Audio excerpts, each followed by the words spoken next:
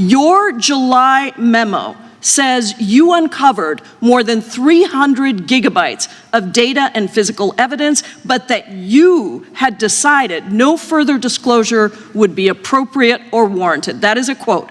I think what happened, Mr. Patel, is that suddenly you discovered that Donald Trump's name was all over these files, and you started a giant cover-up.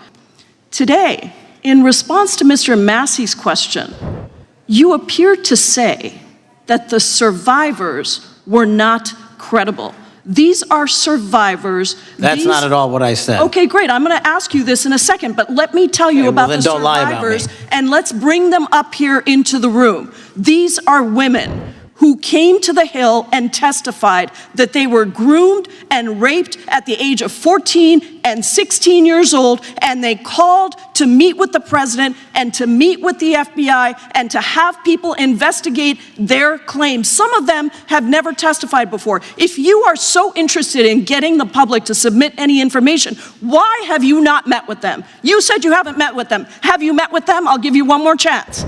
My job as the FBI director is to invite all investigative yes or no leads to whether or not you met with these women who were sexually abused and raped? Any insinuation by you or any people on your side that I am not manhunting child predators and sex traffickers, just look at the stats. And you talk about cover-ups, man. Mr. Chairman, you talk about cover-ups. And I will take as much time as I want. Where were you? Okay, so this just dropped. And honestly, I'm still processing what I just read. December 1st, 2025, a 115-page bombshell report gets leaked, and it's absolutely devastating for Kash Patel. Like, we're talking career-ending levels of bad here. This isn't some random hit piece from the media. This is coming from inside the FBI itself, from the people who actually work under him every single day. These are his own agents turning on him. 24 current and former FBI agents, people who've dedicated their lives to protecting this country, sat down between February and August of this year and basically said, yeah, our director is a disaster. And when I say disaster, I'm not exaggerating. The words they used? Overwhelmed, insecure, incompetent, not very competent. That's a direct quote, by the way. Can you believe this? These aren't random bureaucrats with an axe to grind. These are trained federal law enforcement officers who've seen good leadership and bad leadership, and they're saying Patel is firmly in the bad category. So here's what happened. The FBI does these internal pulse checks, basically surveys to see how leadership is doing, how the rank and file agents are feeling. Pretty standard stuff, right? Except this time, the results were so bad that someone decided the American people needed to see them. Someone inside the Bureau looked at these 115 pages and said, you know what? This is too important to keep quiet. The public needs to know what's happening at the FBI, and now we know why Patel's been acting so erratic lately, why there's been all these weird stories coming out about FBI planes and girlfriends and punitive polygraphs. But before we go any further, real quick, let's be honest. You can't really trust mainstream media anymore. That's why we built Pump Politics, to bring you real stories, real context, and no corporate spin. If you want to stay ahead of the headlines, join our free newsletter. We'll send the news straight to your inbox every day. Just click the link in the description to join. And if you just want to support what we're doing, join us. Be part of the community that actually cares about the truth. All right, let's get back to the video. Going on. Are the victims of the Jeffrey Epstein horrific trafficking ring, are they credible? Any person with information about ongoing sexual trafficking. I'm asking you if they're credible. Ma'am, I'm commenting on the evidence we have. We have routinely asked for people to come forward with more evidence, and we will look at it. And the evidence that we have was the same evidence that the Biden and Obama Justice Departments had. And they determined, not me, they determined that that information was not credible. Chairman, he's not letting me even ask my questions. The report says agents feel paralyzed by fear. Not concerned, not worried. Paralyzed by fear. These are FBI agents we're talking about. People who run into danger while everyone else is running away. And they're afraid to speak up at work because their own director might fire them for saying the wrong thing. That's insane. Think about what kind of environment creates that level of fear. Think about how toxic a workplace has to be for trained federal agents to be scared of their own boss. And get this, one veteran agent, they call him Alpha 95 in the report to protect his identity. He detailed how Patel ordered punitive polygraphs on his own staff. Why? Because someone talked about his firearm request. Yeah, Patel wanted a gun. Someone on his team mentioned it. And his response was to strap people to lie detectors to find out who dared to speak. This is like straight out of a paranoid dictator's playbook. Come on. This is the kind of thing you'd expect from some authoritarian regime, not from the director of the Federal Bureau of Investigation. But it gets better, or worse, depending on how you look at it. The same week this report leaks, December 2nd, Patel goes on Fox News to defend himself about using FBI jets to fly his girlfriend around. His defense? I've used the airplane less than my prior two predecessors. That's it. That's the defense. Not, I didn't do it. Not, these allegations are false. Just, yeah, I did it, but other people did it more. So what's the problem? Are you kidding me? This is Trump's FBI director we're talking about. The guy who was supposed to come in and clean house, drain the swamp, restore integrity to the Bureau. Remember all that? President Trump picked Patel specifically because he was loyal, because he was a fighter, because he would take on the deep state. And now, just months into the job, his own agents are saying he lacks the necessary knowledge to do the job. They're saying he's overwhelmed. They're saying people are keeping their heads down and staying off his radar just to avoid getting fired. Think about what that means for a second. The FBI is supposed to be investigating crimes, stopping terrorism, protecting national security. But instead, agents are spending their energy trying not to get noticed by their own boss. That's wild. That's absolutely wild. These are some of the most highly trained law enforcement professionals in the world, and they're worried about being on their boss's bad side. And here's the thing that really gets me. This isn't coming from Democrats. This isn't coming from the mainstream media that Trump loves to bash. This is coming from FBI agents, people who work in law enforcement, people who are traditionally pretty conservative. These aren't political hacks trying to take down Trump's guy. These are professionals who are watching their agency fall apart and decided they had to say something. The report covers February through August, so we're talking about Patel's first several months on the job, the honeymoon period, when leaders usually get the benefit of the doubt, when people are still optimistic about new leadership. And even during that time, when everyone's trying to make it work, agents were already saying this guy is in over his head. So what happens now? Does Trump stand by his guy? Does he throw Patel under the bus? Or does everyone just pretend this report doesn't exist and hope it goes away? Because I'm telling you right now, this story is not going away. Not when you've got FBI agents on record saying their director is incompetent. Not when you've got details about punitive polygraphs and girlfriend joyrides on government planes. Let's get into what's actually in this report, because the details are even worse than the headlines. All right. So let's talk about what's actually in these 115 pages, because when you dig into the specifics, it's clear this isn't just a few disgruntled employees complaining. This is a systematic breakdown of leadership at the highest levels of federal law enforcement. And honestly, some of this stuff is so petty and insecure that it would be funny if it wasn't so dangerous. First, let's talk about the fear factor. The report uses that phrase over and over. Personnel feel paralyzed by fear. Agents are afraid to speak up. People are keeping low profiles. Everyone's worried about being the next person fired. And this isn't paranoia. Patel has actually been firing people. He's been threatening people. He's been making examples out of anyone who questions him or doesn't show absolute loyalty. This is textbook toxic leadership. One agent said people are literally avoiding meetings with Patel because they don't want to be on his radar. Think about how dysfunctional that is. Your boss is so toxic that people would rather skip important meetings than risk saying something that might set him off. That's not leadership. That's tyranny.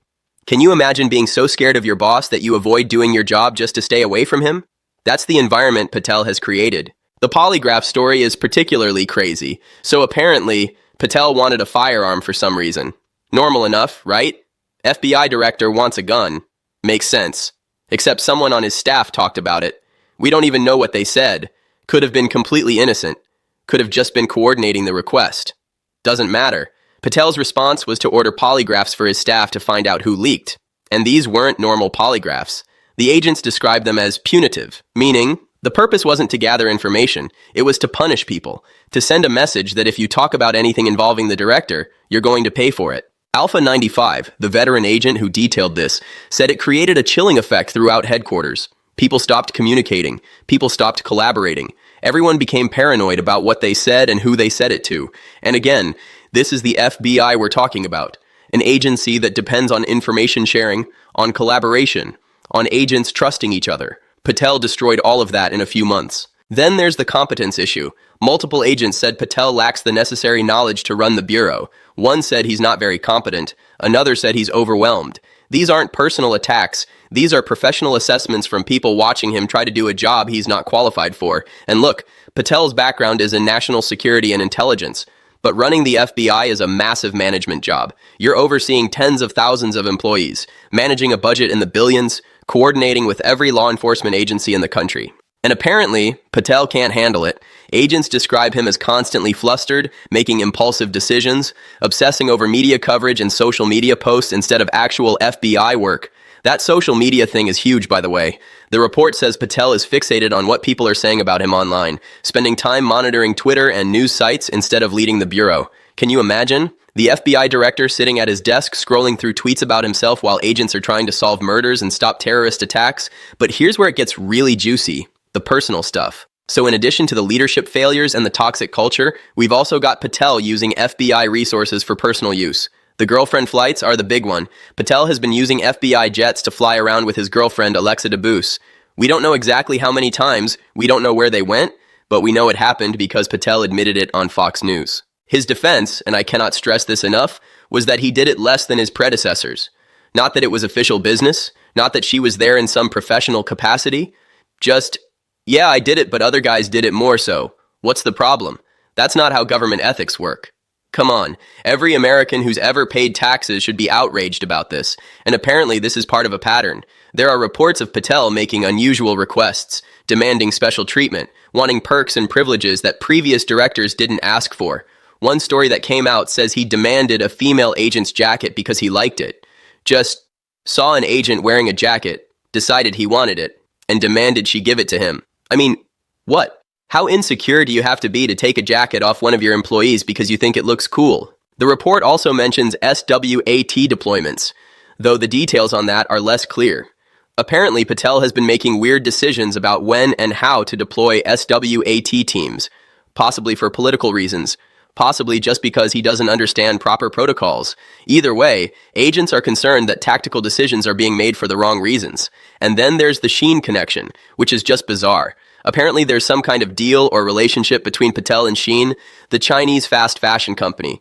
We don't know exactly what that relationship is, but the fact that it's coming up in an FBI report about the FBI director is concerning. Like, why is the FBI director connected to a Chinese company in any way that would show up in an internal report? Now, Patel's defenders will say this is all just deep state bureaucrats trying to undermine Trump's agenda. They'll say these agents are holdovers from the Comey and Wray eras who don't like that Patel is shaking things up. And look, that's possible. There probably are some agents who don't like change, who preferred how things were before, but that doesn't explain why so many agents are saying the same things. 24 people contributed to this report, 24 separate individuals, many of them career agents with decades of experience, all saying Patel is failing. You can't dismiss that as political bias. You can't wave that away as sour grapes from a few disgruntled employees. When you've got 24 people independently coming to the same conclusions, that's not a conspiracy, that's a pattern. And you definitely can't ignore the specific allegations. Fear-based management, punitive polygraphs, misuse of government aircraft, incompetent decision-making, these are serious problems with serious consequences. When FBI agents are afraid to do their jobs, when they're spending energy avoiding their boss instead of catching criminals, Americans are less safe. It's that simple. The report also reveals that morale is at an all-time low. Agents who used to love their jobs are talking about early retirement. People who wanted to make the FBI their career are looking for exit strategies. Recruitment is suffering because who wants to join an agency that's imploding from within? This is the long-term damage that bad leadership causes. It's not just about one guy being incompetent. It's about the ripple effects that destroy an institution over time. So we've got a documented pattern of failures, we've got specific examples of misconduct, we've got agents going on record saying their director isn't up to the job, and all of this is happening less than a year into Patel's tenure.